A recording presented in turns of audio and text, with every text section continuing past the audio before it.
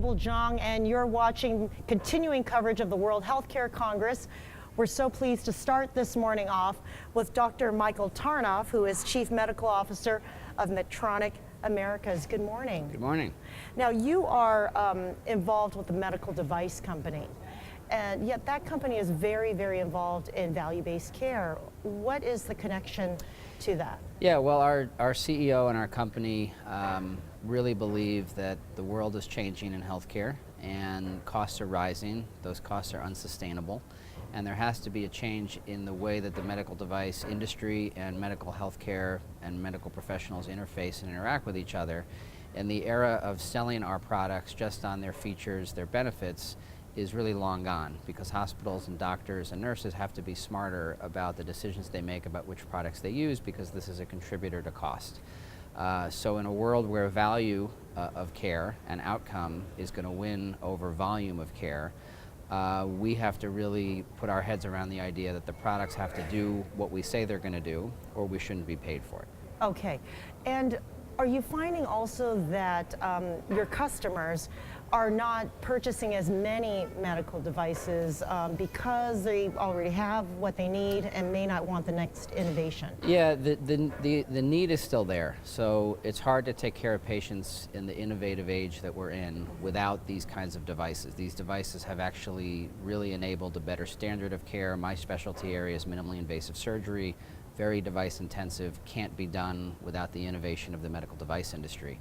So I wouldn't say that the volume of the devices is necessarily changing, but the customer's eye on the value that the device brings is changing. And so there's a more discerning eye on whether something is really applicable, whether something's necessary, and probably the biggest area of debate, what price they want to pay for the product. The products are necessary, but the price equation is oftentimes what's at stake.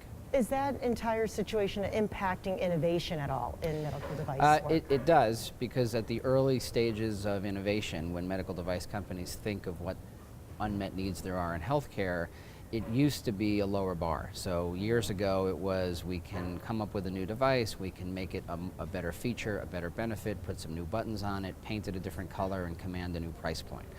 Well, in the era of value-based healthcare, the question is not, is this device prettier than the last one? The question is, does this device really bring value to the patient? Is this going to get the patient out of the hospital faster? Is this going to get the patient recovered faster?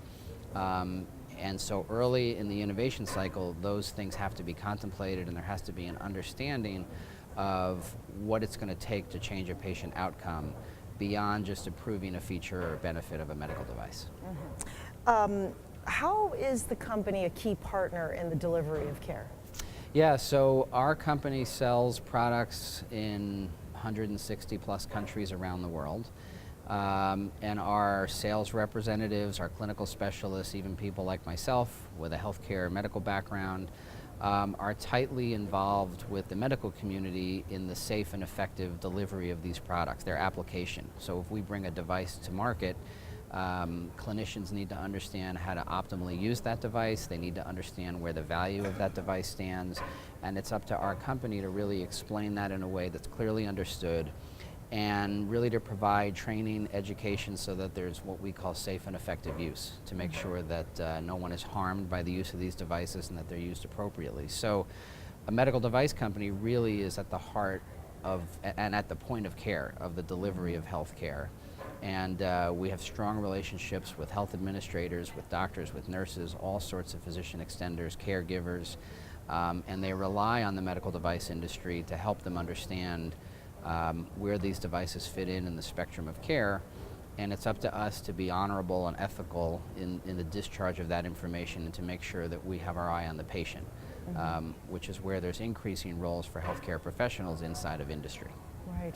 You are speaking on a panel in a few moments. What are some of the key takeaways that you'll be leaving with attendees at the conference? Yeah, so in the preparation work for the panel, this is really all about the rising cost of healthcare and the very things you're asking me about. So how is it that the world is changing?